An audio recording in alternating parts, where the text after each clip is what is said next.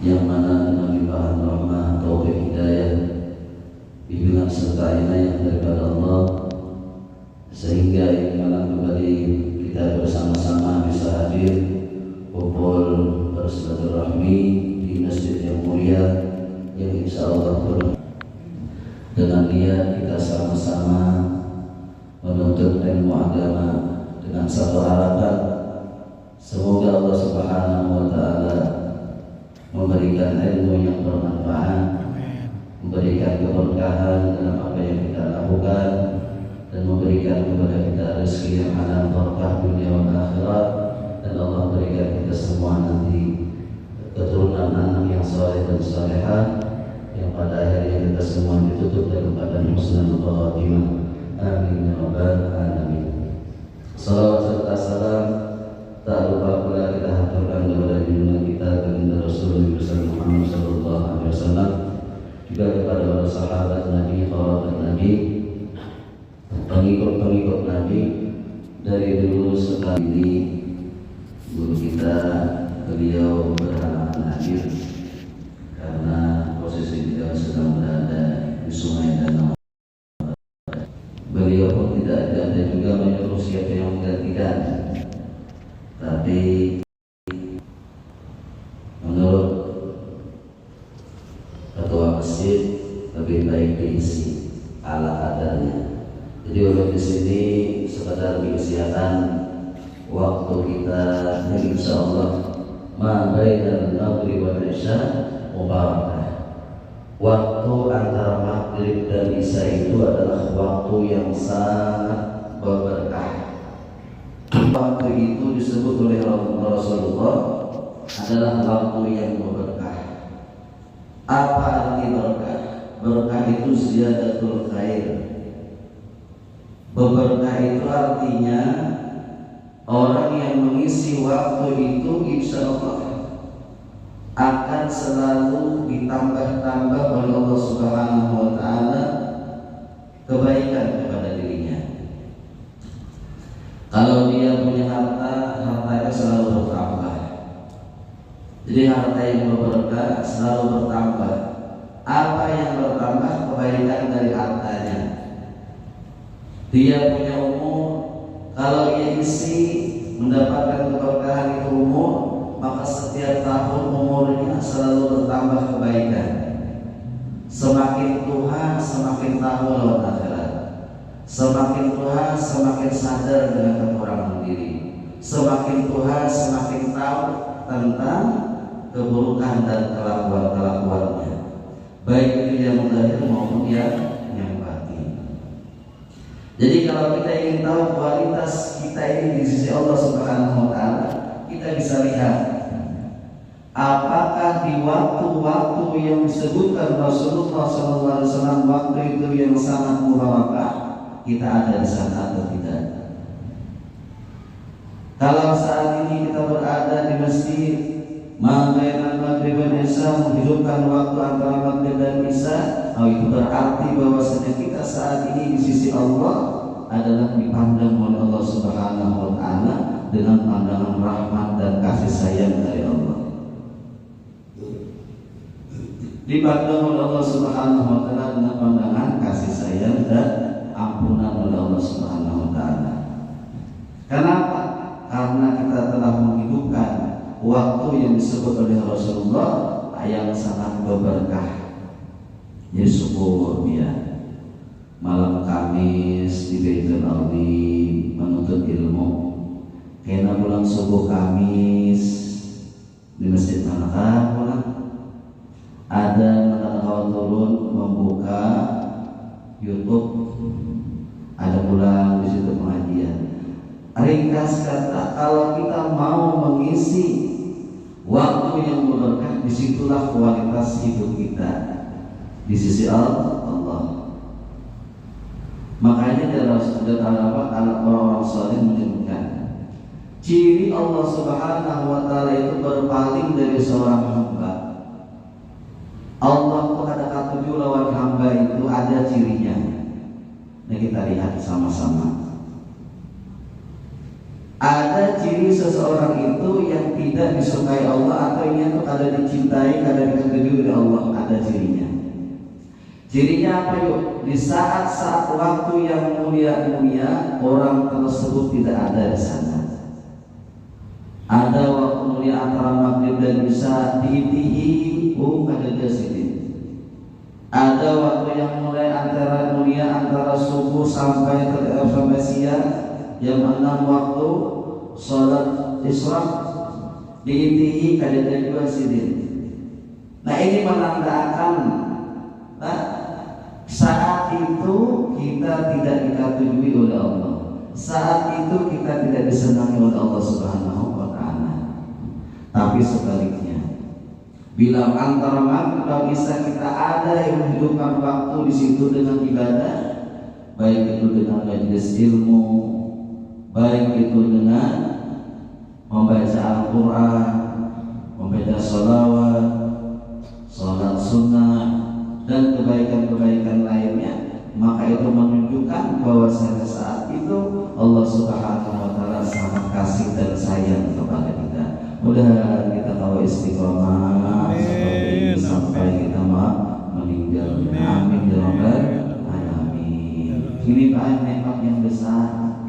Kalau hadir majelis ilmu itu nikmat yang besar dari Allah Subhanahu wa ta'ala. Karena ada seberapa orang kalau hadir majelis ilmu. Nah, jadi kalau kita dalam seminggu ada menyisihkan waktu untuk majelis ilmu, minimal menurut Al-Imam Al-Ghazali 2 kali dalam seminggu. Usahakan supaya hidup itu nyaman, supaya hidup itu kada ngalih, bahagia di dunia, bahagia di akhirat. Usahakan jadi 2 kali dalam seminggu harus menuntut ilmu. Nah syukur alhamdulillah nengkawa sudah nih menuntut ilmu seminggu 2 kali itu minimal. Apalagi mengkawa tiap hari masjid sini subuh Nurul Allah, ya kan, malam Kamis Baitul Azim, kena pulang Kanzul Khairat, kena pulang Masjid Amanah. Didatang sini tukul benar. Insyaallah tasidin nakatujun ke dasar tujuh husnul khotimah. Amin ya rabbal alamin. Insyaallah husnul khotimah. Karena ya Rasulullah orang itu matinya karena di saat yang nakatujun yang gawi. Bahari-bahari sudah kada tahu lawan ilmu. Bahari-bahari sudah kada tahu lawan ibadah. Bah sadar aja pangjara mulai bahari itu nah kelakuan sembahyang kada kayak orang. Apa yang maksud kada kayak orang? Beribadah kada ada dasar ilmunya. Inya ulama apabila kita beribadah ini dasar ilmu kada ada, maka apapun ibadah yang digawe itu ditolak oleh Allah Subhanahu wa ta'ala. Nah,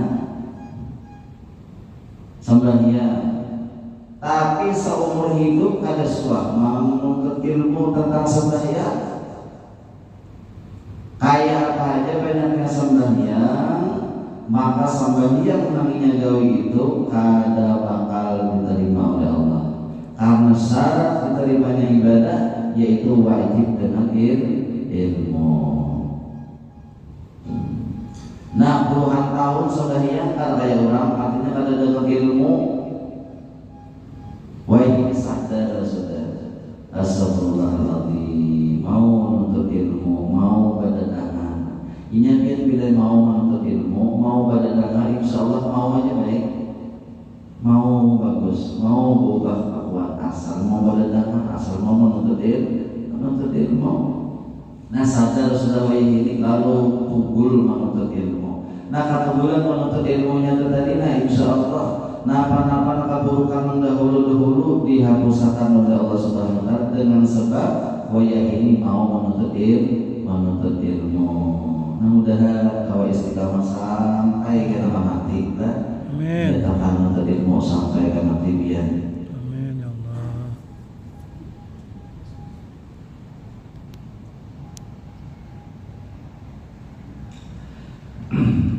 Man mata ala hadhihi Rasulullah, orang yang mati dalam keadaan menuntut ilmu. Apa maksud mati dalam keadaan menuntut ilmu? Di dalam hatinya itu masih ada niatan hendak menuntut ilmu, walau ia garing 2 tahun di atas kasur. Bagi tadi ya Allah tahu kan siapa sikum. Nah alam takdir itu Tuhan yang menentukan. Ada orang garing di atas kasur, di atas tilam 2 tahun ada lagi menuntut ilmu, tapi di dalam hatinya niatnya menuntut ilmu seumur hidup, dan itu dibuktikan sewaktu ia hidup tugul menuntut ilmu. Hadir majelis sana, hadir majelis ini, hadir majelis selawat, hadir majelis zikir. Nah tugul lalu garing 2 tahun di atas kasur aja, libahnya di atas kasur aja sampai meninggal. Maka dilihat oleh tetangga-tetangga dan jirannya, waktu ia meninggal dia bakal lama. Padahal dia 2 tahun kada hadir untuk ilmu, tapi niat hatinya telah kancang. Ya Allah, belum dia menuntut ilmu seumur hidup. Dikarenakan Allah Ta'ala diuji. Karena Allah mau uji hendak melihat kesabaran sidin tadi. Nah jadi biar menggaring itu ada hikmahnya. Jangan rapi sati kita kau menuntut ilmu. Hikmahnya apa? Disuruh mengamalkan ilmu yang sudah didapat, khususnya ilmu sabar. Nah tapi sih kalau sabar, maka biar inilah namun garing 2 tahun tadi itu berdua lagi ini bakal lama kurangnya. Nah, lama kurangnya. Ditakuni lawan anak-anak sidin kayak apa sidin waktu dari ibu sekalinya waktu dari alhamdulillah barakat tugul dari menuntut ilmu. Bagi saya Allah, karena zikrus sholihin memisahkan orang-orang baik tanzilur rahmah, turun rahmat Allah Subhanahu wa Ta'ala. Jadi anak-anak sidin selama 2 tahun itu kada lalu sidin itu terucap aduh, kada lalu terucap sakitnya. Nah keluar di mulut apa? Allah. Nah asalnya aduh diubah sini jadi Allah. Sakit Allah. Kan itulah. Karena apa? Jadi kawan kayak itu. Inya bagari menuntut ilmu. Menuntut ilmu jadi kawan sabar. Jadi kawan itu dengan apa yang ditentukan oleh Allah Subhanahu wa Ta'ala. Maka di situ nang ianya. Di situ nah ianya pembuktian kita tuh ya Allah ilmu bermanfaat atau kadanya lihat kita pas waktu garing, pas waktu diuji oleh Allah Subhanahu wa Ta'ala. Kelihatan di situ. Mau waktu sugi ini syukur wajar, waktu nyaman syukur biasanya. Ini pas waktu diuji Tuhan tuh nah kawakah masih tetap di jalan Allah Subhanahu wa Ta'ala. Makanya kita tolong